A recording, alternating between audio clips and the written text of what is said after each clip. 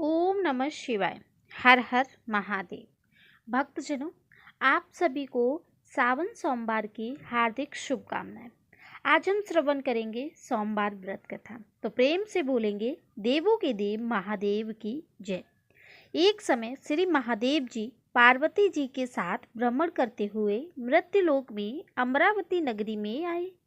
वहां के राजा ने शिव मंदिर बनवाया था, जो कि अत्यंत भव्य एवं रमणीक तथा मन को शांति पहुंचाने वाला था। भ्रमण करते समय शिव पार्वती वहीं ठहर गए। पार्वती जी ने कहा, हे नाथ, आओ आज इसी स्थान पर चौसरपा से खेलेंगे। खेल प्रारंभ हुआ। शिव जी कहने लगे, मैं जीतूंगा। इस प्रकार उनकी आपस में वार्तालाप होने लगी। उस समय पुजारी जी पूजा कर रहे थे।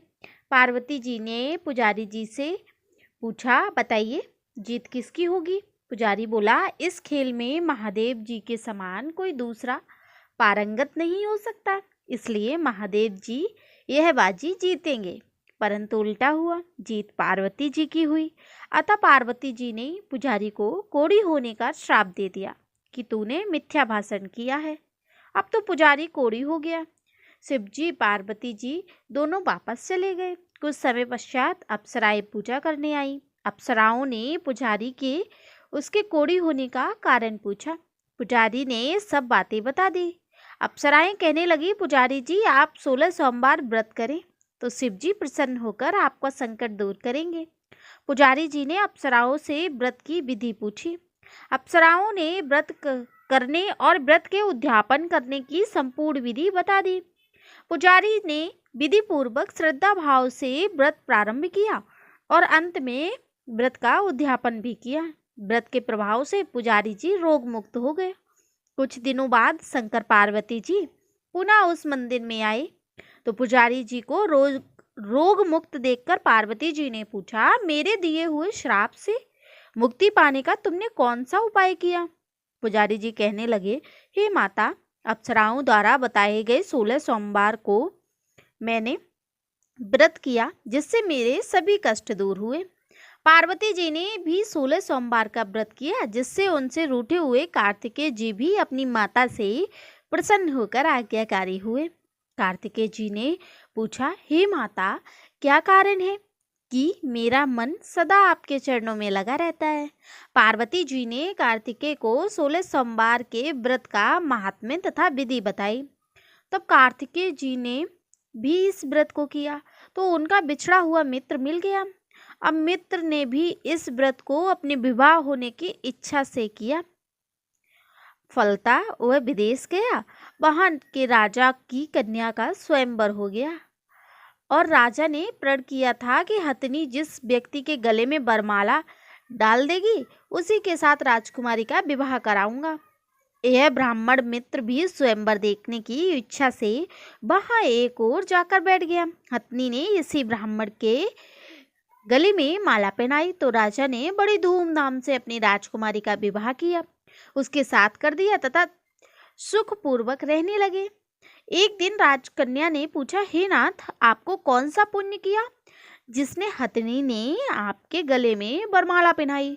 ब्राह्मण पति ने कहा, मैंने कार्तिकेय जी द्वारा बताया 16 सोमवार का व्रत पूर्ण विधि विधान सहित श्रद्धा भक्ति से किया, जिसके फल के कारण मुझे तुम्हारे जैसी सौभाग्यशाली पत्नी मिली।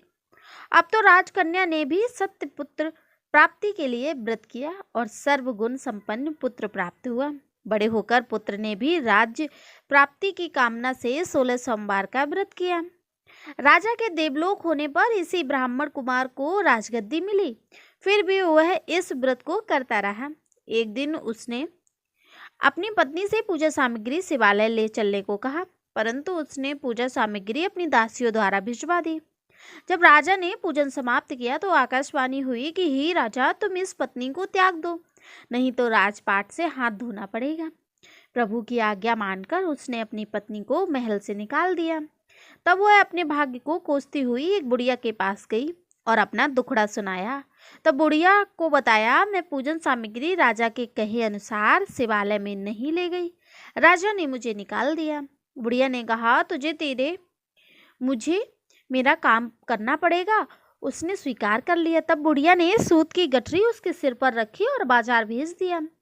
रास्ते में आंधी आई तो सिर पर रखी गठरी उड़ गई। बुढ़िया ने डांटकर उसे भगा दिया। अब रानी बुढ़िया के यहाँ से चलते चलते एक आश्रम में पहुंची। गुंसाई जी उसे देखते ही समझ गए कि यह उच्च घराने की अबला विपत्ति की मारी है। वे उसे धैर्य बांधते हुए बोले, बेटी तू मेरे आश्रम में रह, किसी प्रकार की चिंता मत कर। रानी आश्रम में रहने लगी, परंतु जिस वस्तु को वह हाथ लगाती वह वस्तु खराब हो जाती। यह देख गुंसाई जी ने पूछा, बेटी किस देव के अपराध से ऐसा होता है? रानी ने बताया कि मैंने अपने पति की आज्ञा का उल्लंघन किया और शिवालय में पूजन के लिए नहीं गई। इससे मुझे घोर कष्ट उठाने पड़ रहे हैं। गुंसाई जी ने शिवजी से उस कुशल क्षेम के लिए प्रार्थना की और कहा, बेटी तुम 16 सोमवार का व्रत विधि के अनुसार करो। तब रानी ने विधि पूर्वक व्रत किया और व्रत के प्रभाव से राजा को रानी की याद आई और दूतों को उसकी खोज में भेजा। आश्रम में रानी को देख दूतों ने राजा को बताया। तब राजा ने वहां जाकर गुंसाई जी से कहा, महाराज यह मेरी पत्नी है, मैंने इसका परित्याग कर दिया था, कृपया मेरे साथ इसे जाने की आज्ञा दे। शिवजी की कृपा से प्रतिवर्ष 16 सोमवार व्रत करते हुए भी आनंद से रहने लगे और अंत में शिवलोक को प्राप्त हुए। भक्तजनों, ऐसे हैं हमारे महादेव, देवों के देव महादेव। जो भी भक्त श्रद्धा पूर्वक से सावन के इस पावन महीने में 16 सोमवार व्रत रखता है, उसकी सभी मनोकामनाएं भगवान शिव और माता पार्वती पूर्ण करती हैं। इसी कामना के साथ अगर जो भी भक्त इस व्रत को रखना चाहते हैं तो विधि पूर्वक और कथा श्रवण अवश्य करें। हर हर महादेव। श्री शिवाय नमस्तुभ्यम।